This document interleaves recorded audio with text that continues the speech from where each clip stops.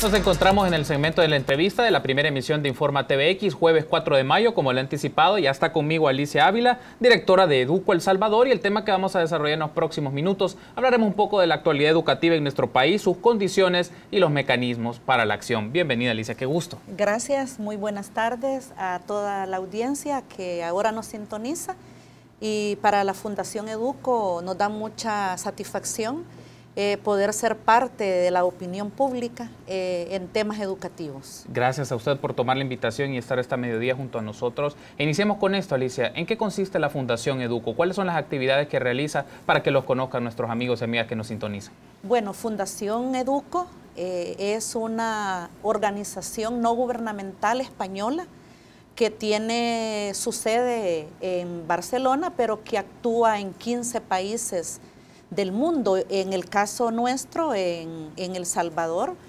nuestra oficina central en San Salvador, más 5 oficinas a nivel de departamentos, y nuestro énfasis principal es desarrollar acciones, proyectos, programas enfocados en promover y garantizar los derechos fundamentales de la niñez y la adolescencia, principalmente los derechos a la educación y a la protección.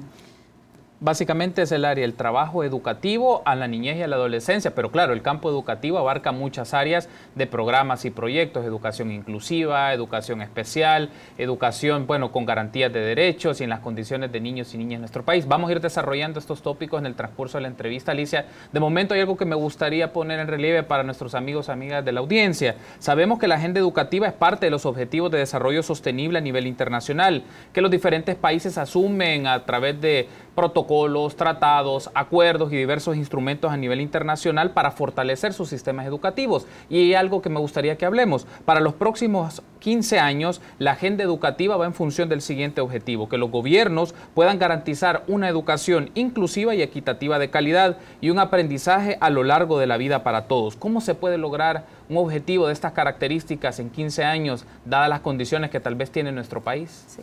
Bueno, ese es el objetivo de desarrollo sostenible número 4, que está enmarcado en la Agenda al 2030, le llamamos la Agenda 2030.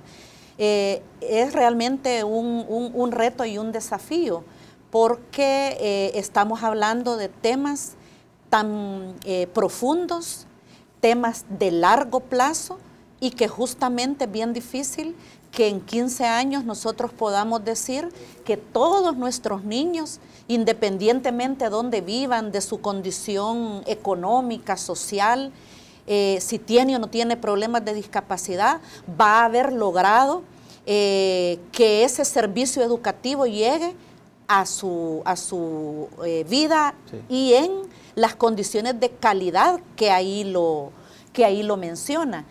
Históricamente, el tema de los objetivos de desarrollo del milenio estuvieron antes en la agenda de objetivos del milenio, sí, pero antes estuvieron en otra agenda que se llamó Educación para Todos. Nosotros le traemos el pulso a este tema más o menos desde el año 1998, cuando había otra agenda que se llamaba la Agenda de Dakar, porque fueron tratados, como usted bien decía, que se firmaron pues en aquel tiempo en Dakar, y de ahí viene la historia. Es una pena realmente decir de que la mayoría de gobiernos, no solamente el de El Salvador, sino la mayoría de gobiernos, están logrando avanzar muy poco, sobre todo en temas de calidad educativa y en temas de equidad. Es muy marcado los logros a nivel de cobertura, porque realmente los presupuestos de nuestros países van más enfocados a aumentar la cobertura, y sobre todo de un segmento básico que es la educación primaria. Sin embargo, las brechas de cobertura siempre siguen al inicio y al final del sistema educativo. Realmente es una agenda muy comprometedora, pero que creo de que es importante que se tome en serio, que se tomen acciones concretas, porque es posible lograrlo. Lograr que este objetivo se pueda desarrollar, Alicia, es importante en el sentido de ver ¿Qué mecanismos o qué instrumentos dispone el Estado, los diferentes estados, particularmente pensemos en el Estado salvadoreño? ¿Cuáles son los mecanismos que dispone en este momento para cumplir este objetivo de desarrollo sostenible, el objetivo número 4, para garantizar educación inclusiva y equitativa a las personas a lo largo de la vida? ¿Qué mecanismos tiene de implementación que podemos observar que el Ministerio de Educación, el gobierno y las diferentes instancias en el campo educativo puedan llegar a este objetivo? Sí. Bueno, los mecanismos que todos los países utilizan indistintamente, en nuestro caso de El Salvador, son las políticas públicas y las políticas públicas derivadas en programas. En nuestro caso, El Salvador ha venido desarrollando en el último quinquenio y quizás un poquito más allá, por ejemplo, escuelas inclusivas de tiempo pleno, el programa del refrigerio escolar, los paquetes escolares, los útiles escolares, y una apuesta a trabajar con el personal docente. Sin embargo, creo que el mayor desafío en el caso de nuestro país es de que aún no se logran evaluar las políticas. Sí. Entonces no podemos decir si estas políticas son de impacto y si están logrando los objetivos establecidos. Creo que hay desafíos fuertes a nivel de inclusividad. Creo que ahí sí nos hace falta como país ser más propositivos y más agresivos en proponer estrategias, porque es un grupo de población que realmente está muy olvidado. Y cuando hablamos de inclusividad, no nos referimos únicamente a los grupos de población que tienen alguna discapacidad, sino que también hay otros grupos sociales que por su condición de pobreza y vulnerabilidad se requiere que hayan políticas sociales específicas creadas para estos grupos de población. Ahora hay un buen grupo de jóvenes que están en riesgo social, que han abandonado la escuela, pero todavía no tenemos una respuesta del Estado para darles una forma de atención que no necesariamente sea la escuela. Ha hecho una mención muy oportuna, Alicia. Lo vamos a ver en el segundo bloque con más detenimiento si hacemos esta lectura, y para preguntarle sobre el Plan El Salvador Educado, que es con la apuesta que el gobierno tiene y está desarrollando como en el marco de políticas públicas educativas. Pero antes quiero retomar esta idea que usted mencionaba sobre la evaluación de programas. Creo que es relevante. El gobierno a lo largo del tiempo ha desarrollado un sinfín de programas educativos, pero el debate está: ¿estos programas que implementamos cambian las condiciones de vida de la gente en la cual se le llevan estas acciones, se le brindan los paquetes escolares, se hacen escuelas de tiempo pleno o inclusivas de tiempo pleno, o se brinda el refrigerio escolar, todo lo que usted mencionó? ¿Qué pasa con el tema de la evaluación? ¿Por qué a nivel, y esto lo pienso no solo en el campo educativo, también es una debilidad del gobierno en términos generales, y no lo digo el gobierno actual, es una tendencia de la administración pública, es ¿por qué no evaluamos los programas? ¿Qué pasa ahí? ¿Es falta de recursos, de conocimiento, de experticia? ¿Por qué lo considera usted? Fíjese que son varios factores los que están en juego, empezando desde el diseño de estos programas y proyectos, porque no se generan los indicadores sociales precisos. Por eso es que hoy, con el tema de los Objetivos de Desarrollo del Milenio y la gran campaña mundial por la educación que se ha celebrado en abril en todo el mundo, una semana para que los gobiernos tomen conciencia, una de las indicaciones fuertes que se está haciendo precisamente es: elaboremos indicadores que nos permitan medir los avances para lograr las metas que nos hemos propuesto, pero también rindamos cuentas, y las evaluaciones nos ayudan mucho a la rendición de cuentas. Un primer problema, como digo, es que se formulan políticas, se formulan programas, pero hacemos indicadores muy débiles o no hacemos indicadores de impacto. El mismo país en sí mismo tiene grandes vacíos a nivel de poder construir un sistema nacional de indicadores, un sistema de monitoreo que le lleve el pulso a cada niño y niña del país, desde que nace y tiene todo su sistema de vacunación hasta que entra y sale de la escuela. Entonces, hay una falta de visión, si queremos llamarle así, y de verle la importancia que tiene la evaluación como una herramienta de política educativa que nos va a ayudar luego a establecer mejoras o nos va a permitir decir, este proyecto es replicable y entonces lo llevo por más tiempo. ¿Qué tanto influye, Alicia, el hecho de no disponer de recursos suficientes para esto? Crear un sistema de indicadores, tener un personal especializado, requiere formación, inversión, tener equipo tecnológico, computadoras, todo para desarrollar esta serie de evaluaciones. ¿Qué tanto influye el tema presupuestario? Y esto lo conecto también con un aspecto más coyuntural, pero que nos lleva a algo de fondo. Es la falta de inversión del Estado en su gasto público educativo que sea incremental en el tiempo. Siempre es una discusión en procesos de campaña, en diferentes momentos. Se dice, ¿por qué el Estado no invierte más en la educación? Y ahí incorporamos estos elementos que para evaluar programas educativos también se debe de invertir y conocer un poco mejor y tener el financiamiento para que se sepa si lo que estamos haciendo lo estamos haciendo bien o lo estamos haciendo mal. Sí. El tema que usted toque bien clave en el sentido de que presupuesto siempre va a hacer falta, digamos. Sí. Pero ahora tenemos las tecnologías tan avanzadas, tan a la mano, mucha herramienta gratuita también, que podría hacerse un sistema de indicadores y de evaluación de bajo costo. Pero también podemos aprovechar que las mismas instituciones del Estado tienen capacidad instalada. Por ejemplo, Digestic. Sí.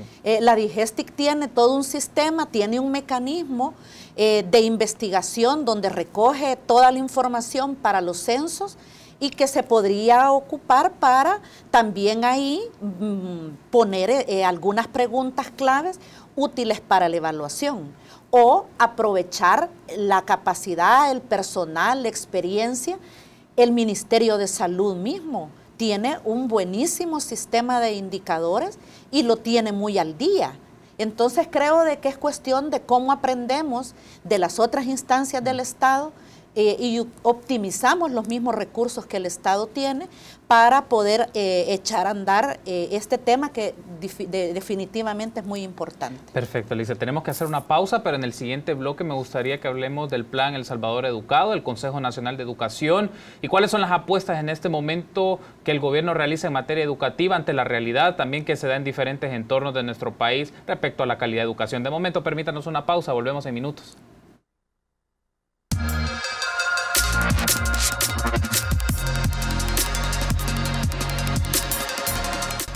Gracias por continuar junto a nosotros en la primera emisión de Informa TVX. En el espacio de entrevista estamos platicando con Alicia Ávila, directora de la Fundación Educo El Salvador, y hablamos un poco de las condiciones educativas y mecanismos para la acción en este campo educativo particularmente. Y quiero retomar, Alicia, algunos indicadores que nos brinda el informe El Estado de la Región, publicado por la Corporación Estado de la Nación costarricense, pero brinda datos de Centroamérica, informe publicado el año anterior. Y hay algo interesante aquí, y los menciono para conocer un poquito, son unos datos, pero cómo nos permite interpretar las realidades de nuestro país. Para el año 2014, El Salvador invertía aproximadamente el 3.5% del PIB en educación. Se excluye la educación superior y esto a nivel centroamericano es una tasa muy baja a comparación de otros países como son Costa Rica y Panamá, que invierten mucho más en el campo educativo con respecto al Producto Interno Bruto.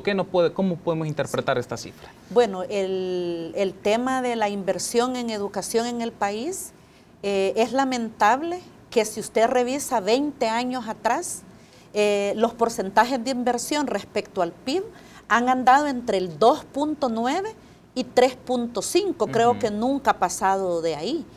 Y eso lo que deja en evidencia es la prioridad de este país, dónde está puesta. Porque realmente hemos hecho campañas, las organizaciones sociales, otras instancias que también acompañan campañas de incidencia, y la verdad no hay eco en el Estado de que se le pueda dar la prioridad que este país requiere en términos educativos. Usted puede visitar los centros escolares lejanos, rurales, y están en condiciones totalmente deplorables, pero usted vea pasos a desnivel en este país que realmente tienen muy poco efecto, con grandes inversiones millonarias. Entonces usted puede ver ahí dónde el Estado está poniendo el interés y el énfasis. Honduras, que es un país que en muchos aspectos va atrás de nosotros, ha tenido periodos que ha invertido el 7%.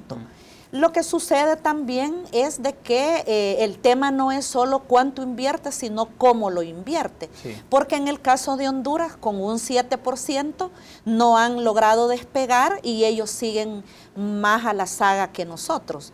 Pero, sin embargo, El Salvador debe de establecerse un aumento progresivo, que es lo que hemos planteado todas las campañas, que no necesariamente debe de invertir el 6%, sí, que es a lo que le venimos apostando de una vez, sino que la apuesta era que al menos en esta gestión se fuera aumentando un 1%, para que en 5 años pues nosotros lográramos llegar al 6%, que es con el mínimo con el que creemos que se pueden cumplir algunos de los objetivos de desarrollo sostenible. Si no hay una inversión muy pensada, ¿verdad? Y con la voluntad política de hacerlo, difícilmente se van a cumplir esos y otros acuerdos internacionales. Otro de los datos que quiero retomar, siempre citando el informe Estado de la Región para el año 2016, en el caso educativo, El Salvador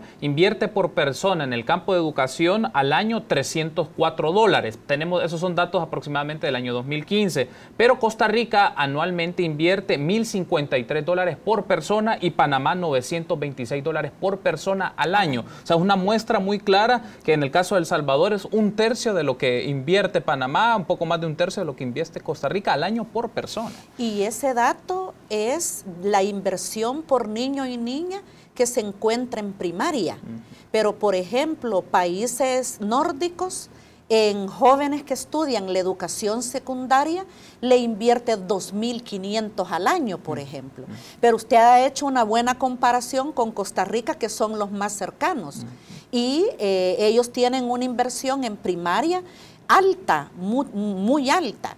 En el caso nuestro, para primera infancia, sobre todo parvularia, ese dato anda por $250 al año o a veces menos, dependiendo de cómo se configure el presupuesto cada año. Entonces, eso también es otra muestra de la voluntad política y de la apuesta, la visión estratégica de país hacia dónde y cómo quiere llevar el desarrollo del país. Un último dato, siempre tomando este informe, el Estado de la Región en el campo educativo, y ahora hablemoslo para los docentes. El Salvador es el país de la región y muy cerca a Honduras, donde el docente del sector público a nivel rural y a nivel urbano trabaja con mayor cantidad de estudiantes respecto a sus colegas de los demás países. En el caso de El Salvador hablamos de 30 o más estudiantes por profesor en el ámbito educativo público, ya sea en la ciudad o ya sea en lo rural. Y esto es interesante porque a comparación de otros países, solo El Salvador y Honduras, el profesor tiene más estudiantes bajo su responsabilidad, de 30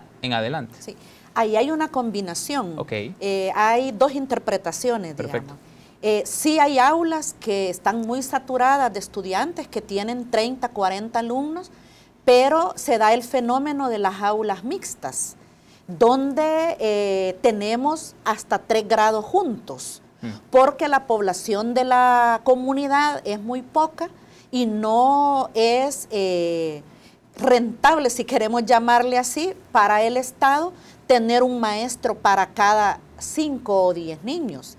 Entonces existen las aulas integradas o las aulas multigrado.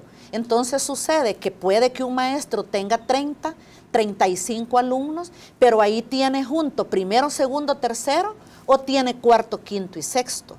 Entonces, lo que sí es cierto es de que la relación docente-estudiante siempre en el país ha sido alta y que eso influye definitivamente en la calidad de los aprendizajes, en esa oportunidad que un hijo nuestro pueda tener de que su maestra realmente le lleve un seguimiento y que puede estar pendiente de sus avances o de sus retrocesos. Y esto es interesante porque ocurre también en el sistema privado. En el sistema privado hay colegios en donde tienen aulas de 35 o 40 estudiantes. En principio no podría creer, se puede creer la idea nada más de que pueden tener una inversión diferente y especializar un poco más su educación o personalizarlo un poco más, dadas las condiciones que puede encontrarse el sector público, pero en el privado también tenemos una tendencia parecida. Es muy similar y sobre todo porque algunas condiciones sociales del país están obligando también a que los padres de familia con mucho esfuerzo tengan que enviar su hijo al colegio público. Fíjese que en este país en los últimos años la matrícula en la escuela pública ha bajado. Teníamos 1.7 millones de estudiantes inscritos y ahora tenemos 1.4. Entre el 2015 y 2017 la matrícula en la escuela pública ha ido bajando y eso ha hecho también que la tasa neta de matrícula en educación básica también haya bajado, que también es un problema serio y que el Ministerio de Educación debería ahorita de estar pensando qué va a hacer, porque la tasa neta, por ejemplo, de educación básica en el 2014 era de 88%, sí, y ahora es del 86%. Entonces, quiere decir de que hay una fuga, una deserción de estudiantes y que está afectando directamente la tasa neta, que es el número de niños que deben de estar en la escuela de acuerdo a su edad cronológica. Entonces, hay un problema de que a lo mejor esta es hipótesis que también los colegios privados se estén llenando más a causa de que brindan mejor seguridad. Ahora, me gustaría que tomemos, Alicia, el caso del plan El Salvador Educado, una apuesta que presentó el año pasado el Ministerio de Educación y para resumirlo, solo un par de datos, es una apuesta para 10 años, 2016-2026, pero requiere una inversión de 12,5 millones de dólares para su implementación. ¿Cómo es la lectura que usted puede tener de este plan El Salvador Educado a raíz del cumplimiento o a la luz del cumplimiento de los objetivos de desarrollo sostenible, particularmente el que concierne a educación? Sí. Cuando se construyen políticas y planes de país como el Plan Educado y Seguro, siempre se toman en cuenta los compromisos internacionales, porque es el Estado, son nuestros países los que firman esos acuerdos. El plan tiene una intención muy buena, tiene una base filosófica y social muy clara, muy definida, centrado en las personas. El tema creo que siempre va a venir siendo el tema del presupuesto, porque se le ha asignado muy poco presupuesto a la cartera de educación, sí, sabiendo que se han firmado compromisos internacionales como este. Cuando surgieron las escuelas de tiempo pleno, ¿verdad? En el quinquenio anterior, no se pudo masificar la experiencia.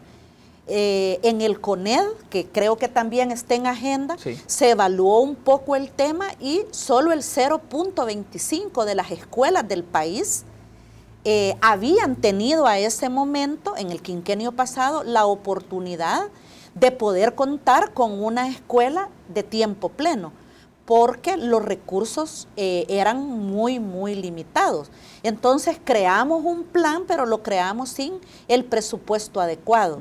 Y creo que eso nos va a volver a llevar a que en el 2030 se tendrán que replantear nuevamente las metas, porque no se van a lograr porque realmente estamos trabajando un plan sin un presupuesto adecuado. Y dos de estos rubros que tienen más inversión, según lo menciona el mismo plan El Salvador Educado, son docentes de calidad y el caso de la infraestructura. Por ambos rubros, sumándolos, son más de 6 millones de dólares, casi 7 millones de dólares, y se requiere inversión para esto. Y retomando, es como esta aplicación de invertir en docentes, pero también las condiciones de infraestructura y a la vez replicar otras experiencias que puedan ser útiles, digamos, y regresamos al mismo tema de la evaluación. Sí. ¿Qué es lo que trabajamos pudo ser efectivo y lo podemos trabajar, lo podemos desarrollar con los docentes, sí, en el sector público?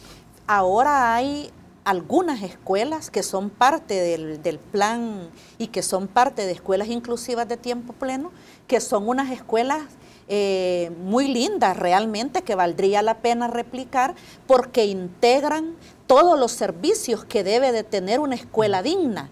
Y ahí usted tiene una cocina decente, un comedor decente, áreas de juego, y están pensadas para que sea una escuela principal de una región donde puedan llegar las demás escuelas a hacer uso de algunos servicios. Pero, como repito, si nosotros evaluáramos las experiencias y realmente los resultados son muy positivos, entonces podríamos tener criterios para poder invertir y replicar estas obras. Sin embargo, las escuelas públicas de nuestro país, la mayoría data de más de 50 años, son infraestructuras de más de 50 años y más de la mitad presenta deterioro, porque tampoco ha habido presupuesto para darles el mantenimiento debido.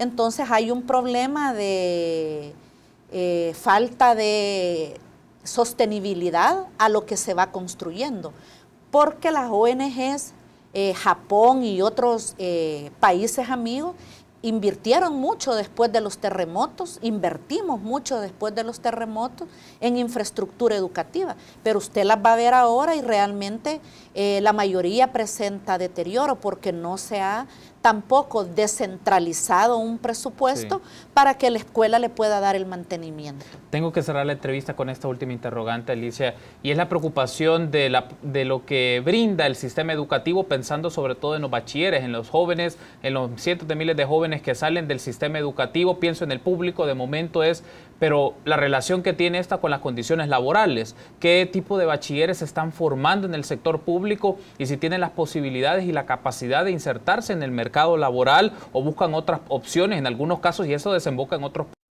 migración forzada, sin contar el tema de la violencia que también.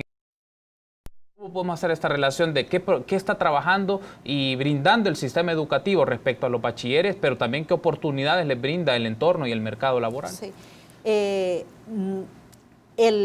Tenemos que ser francos, realistas. El joven que sale de bachillerato no sale con ninguna competencia para poderse insertar en un trabajo formal o en un trabajo que pueda al menos tener un salario mínimo. El que estudia bachillerato general la tiene más complicada porque si quiere trabajar en algo específico debe de seguir la universidad, que es una oportunidad que se le niega a todos los hogares que sobre todo viven en el área rural y periurbana. El que decide estudiar opciones técnicas, que son los bachilleratos de 3 años, es mucho sacrificio económico para las familias, salen con alguna especialidad, pero tampoco son competitivos a la hora de ir a hacer una entrevista y optar a un trabajo. El gran desafío de este país es enseñar educación para la vida. Nuestros hijos memorizan textos, pero no salimos preparados para poder enfrentar la vida y una situación práctica de la vida real. No podemos resolver casos, no podemos analizar, y a la hora de una entrevista, ahí nuestro joven queda prácticamente aplazado porque no pudo ni siquiera hacer su hoja de vida. Entonces creo que el sistema educativo, y lo hemos dicho en las últimas entrevistas, debe de repensarse. Hay mucha reforma educativa y me gusta una figura que ocupa un estudio que leí de la UCA, que nuestro sistema educativo es un caballo viejo con montura nueva. Lo único que le cambiamos es la montura porque es lo que se va a ver bonito y ahí nos subimos, pero el caballo sigue estando viejo y ya desgastado. Nuestro sistema educativo necesita una reingeniería muy importante. Perfecto, Alicia. Gracias por habernos acompañado. Estoy seguro que nos vamos a encontrar nuevamente para seguir haciendo análisis de la situación educativa en nuestro país. Gracias. Gracias y buenas tardes. Gracias por habernos acompañado. En esta oportunidad estuvo con nosotros Alicia Ávila, directora de la Fundación Educo El Salvador. Permítanos una pausa, volvemos en minutos.